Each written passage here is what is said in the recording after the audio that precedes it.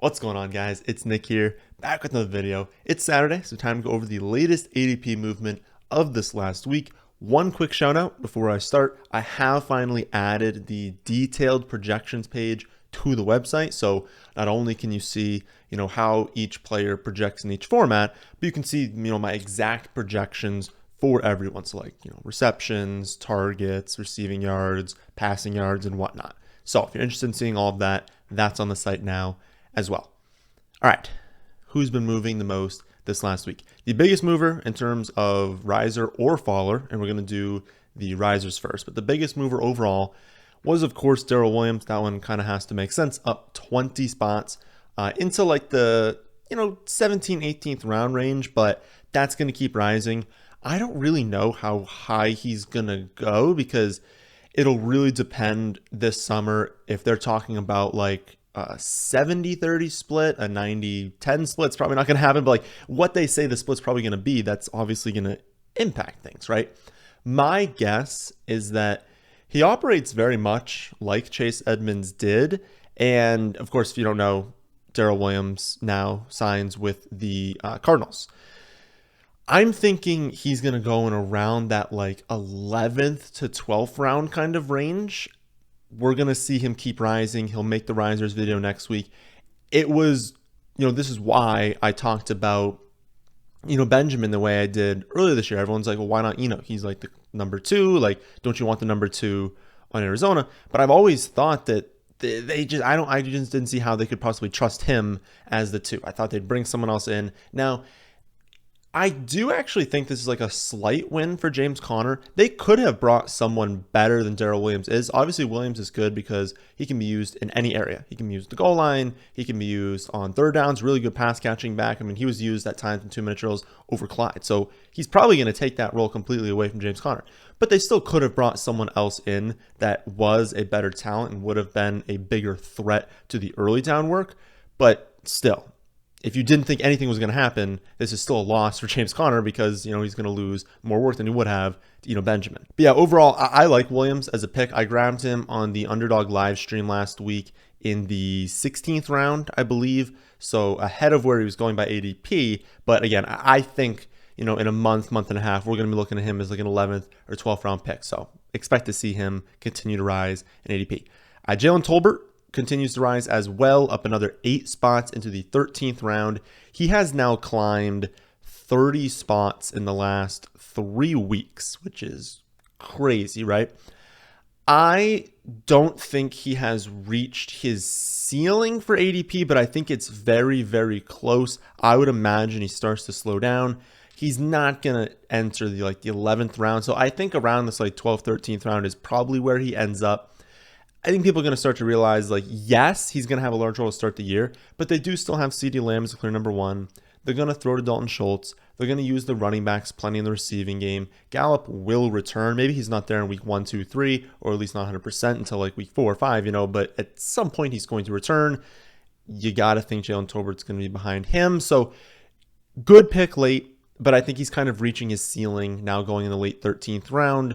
This is roughly where I would take him at his peak. I think he, according to my rankings, projects exactly like this, a late 13th round pick. And so right now, good value, good pick. Any further increase, probably going to be overvalued in my eyes. Russell Gage, up about half a round, going now in the late 8th round. I still have him projected as a solid value, even as the wide receiver 44 off boards now. It is really tough to say how high he will climb since we don't know the final status of Godwin, but I think he's got maybe another half round to a round to go before people start, people are going to start seeing Russell Gage in the 6th round, let's just say. No one's going to take him there. People are going to see Russell Gage and be like, no, absolutely not. I'm not taking Russell Gage in the 6th round. So I think now going in the late 8th round, that's still a spot where all the elite talent is gone. You're starting to kind of take flyers. And so to get someone who we know is a talented player playing on the Bucs with Godwin to start the season slow, it makes a lot of sense in the 8th round. I think any further rise, people are going to start to be a little bit more hesitant. So I think it could keep going up maybe into the 7th round. Beyond that, probably not. But even at this new 8th round ADP, solid pick. Clyde He's gone up about half a round, now in the mid 7th round. I have to imagine this is related to the article that came out. He did an interview where he kind of talked about the off season each of his first 2 years and basically saying he hasn't been able to fully train in either season, wasn't able to train at all last season due to a surgery. And then we see Darrel Williams go to the Cardinals. I think people are kind of putting a lot of things together. They're like, okay, yes, Ronald Jones is there, but who's a bigger threat, Ronald Jones or Darrel Williams? Like maybe Williams, to be completely honest, because Ronald Jones can't catch. And then they hear this come out and they're like, he hasn't been able to train yet. He had a really obviously condensed rookie off season because of, the whole COVID situation. And so people are starting to be like, oh, this is like a really good value. We used to be taking this kid in like the second, third round. And so for him to be going in the 7th round on a team that has 317 targets freed up after Tyreek Hill, Byron Pringle, Darrel Williams, and Demarcus Robinson all left. Like, sure, they're going to replace that with Juju, MVS, Sky Moore, but all three of those guys are not going over 100 targets, right? So the rise in ADP for Clyde to me does make sense, and I still have him projected as a slight value, and I do think he's going to continue rising up boards, especially if we get positive news out of camps. But hey, we still haven't had the Ronald Jones hype article come out yet. It's going to happen at some point. At some point, we're going to see an article that starts hyping up Ronald Jones, and maybe that'll have an impact on Clyde's ADP. But until that happens, it'll probably keep going up a little bit more. Nyheim Hines, big riser. I actually don't think there has been enough time for this to fully take effect because news about him is kind of just starting to drop as of the last few days. And of course, I'm talking about risers over the last week. It's up a little over half a round. I think as of this morning recording, it's up like 7 to 7.5 spots from what it was last week. I would expect it to continue going up, and we will probably see him next week on this list as well. A ton of reports, ton of positive reports. Every single report about Hines, honestly, has been positive out of camp. Teams basically saying, or the team is saying that, he's being used a ton in the passing game, that Matt Ryan is dumping to running backs a lot, that Hines looks really good, that he's going to be on the field plenty. And it kind of does make sense, right? Obviously, in fantasy, we would love if Jonathan Taylor had 400 touches. Like if he could have 300 carries and 100 receptions, we would be so ecstatic, right? But that's not going to happen. It's not what the team wants to do. The team knows he's fantastic on the ground and very good in the receiving game, but they don't want him hurt. They want to keep him fresh. They want to keep him healthy. And so when you have a running back like Nyheim Hines and a really good quarterback now, especially one that likes to throw to running backs, it makes complete sense that they're going to have a large role in the offense for Hines. That's just smart of them to do. So going the 13th round right now, I honestly expect the ADP to go up into the 10th or 11th round come July, unless there's an injury or unless we get some negative news out of camp, which seems very unlikely. It does seem like he's going to go back to catching like 60 plus balls, and any running back that has that in their projection should not be going after the 12th round. So 10th, 11th round, that's kind of where I see him going. So if you're doing underdog drafts right now, take advantage. Mike Williams, rise another 5 spots. Incredibly sad for me. He has gone from being super undervalued to now being taken in the, I'll say late 3rd round, but starting to go in the mid 3rd round. Any rise from here is going to push him into overvalued territory, which is wild because just 3 weeks ago, he was going in the 5th round. You don't usually see, you can see multiple rounds of rising ADP, in the 10th, 11th, 12th round, things like that. When someone's going in the 5th round, they don't typically a few weeks later, without an injury or any real news coming out about them, all of a sudden go in the mid 3rd. That's a huge rise in ADP. And it's crazy because 20 days ago, he would have made the must-own list. But now, any further rise, and he's going to be overvalued. Crazy. Again, now going as a wide receiver 14, coming off the board around pick 33 or 34. If he ends up as a mid to early round, 3rd round pick next week, then he will fully complete the cycle, going from must draft to appropriately valued to overvalued. Hope that doesn't happen, but it keeps trending in that direction, which is unfortunate. Final riser we'll touch on before we get into the fallers is Aaron Jones. I know the ETR guys have really been hyping him up, and this one makes sense as well. He was definitely going too late. I still have him as a great pick. I have him 13th overall, half PPR scoring, just because, everything's locked in. Like, there's just no questions for us. We know the targets will be there. We know that he's not going to lead the league in rushing yards, but we don't really care. It's the least valuable form of production for running backs. The touchdowns will be there. Receptions will be there. He got enough work on the ground to where he's going to be a high-end option in fantasy.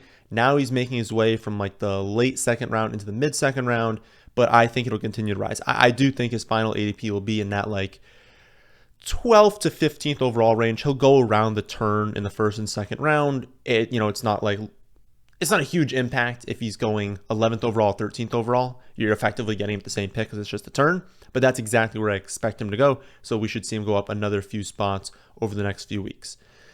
On to the fallers. Biggest faller, at least not necessarily the biggest faller. I think that Julio went down a lot. I think Mostert went down a lot, but I kind of want to keep this list to the people that we were drafting. And I talked about Mostert last week, but Mostert continues to fall. Julio's falling because he's not on a team yet. But also falling is Will Fuller again, and it's still a surprise to me. I don't really understand it.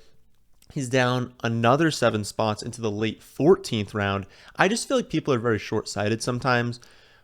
We haven't seen him signed yet, and so people just give up. They go after the shiny new toy. They hear a good report from a rookie, and all of a sudden they want to draft him instead of Will Fuller.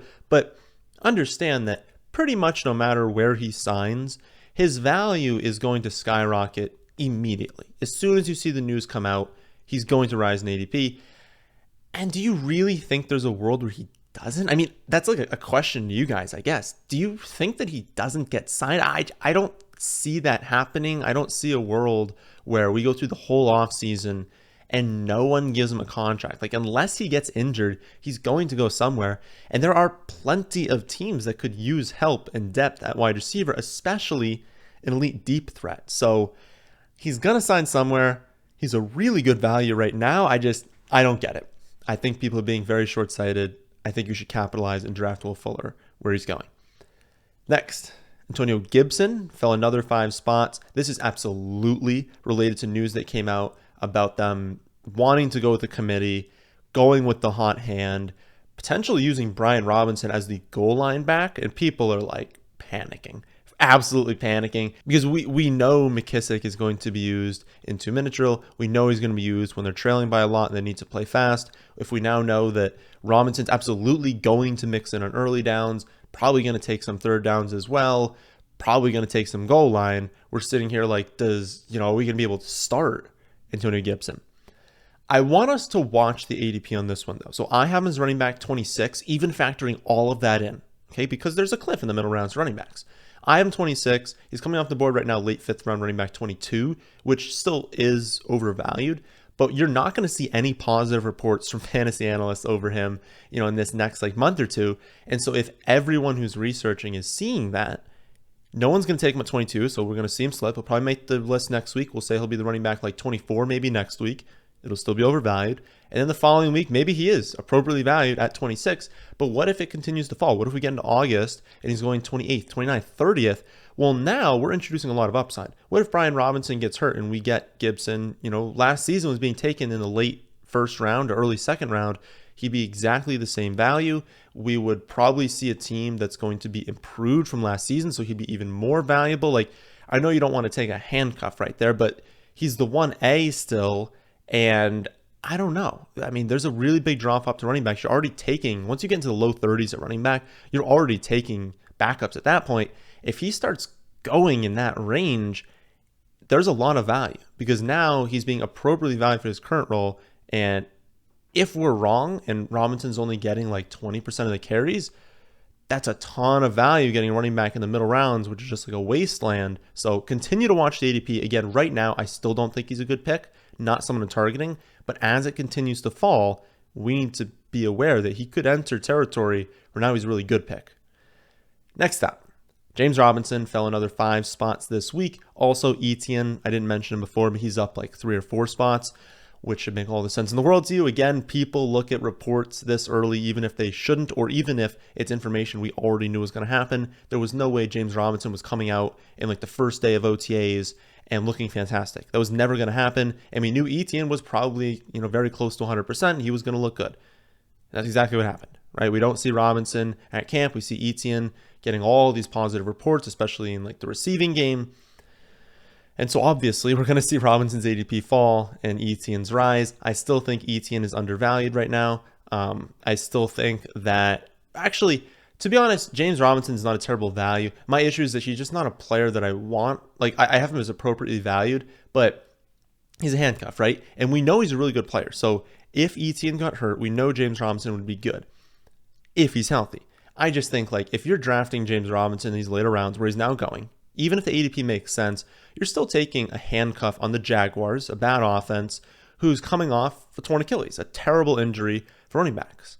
So why not just spend that pick, even like a round or two later on a handcuff on a much better offense for a player that's not coming off a torn Achilles? So that's kind of where I'm at. So even though he projects as a solid pick where he's going now with this drop in ADP, I just probably won't do it because there are better picks in my opinion, even ones that don't necessarily work out. If you just average the season with no injury, they're going to perform worse just because the ceiling is better on other players, because I just think there's a lot of factors going against Robinson. So makes sense at the ADP, but I'm probably not going to take him. Chris Godwin also falling a little bit. He, has obviously is not 100%. People are getting more concerned about the knee. Right now, he's the 23rd wide receiver off boards. I have him at 22, so still a good pick. And honestly, he's approaching that range where you should start to care less about the first month, which is a really interesting spot for him.